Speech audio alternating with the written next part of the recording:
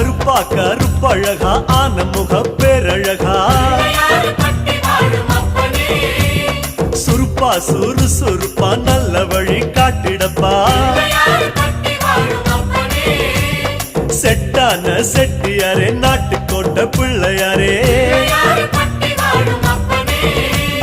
வட்டி மேல வட்டி போட்டு வரமளிக்கும் பிள்ளையாரே கொட்ட கொடி மரமாம் கொடி வளர்ந்த அம்பலமாம் வலமாம் வலம் புரியாம் வலஞ்சொழிஞ்ச தும்பிக்கையாம் சப்த ரிஷி மண்டலமாம் ஐயாவும் மணிமுடியா ஐயாவும் தும்பிக்கதான்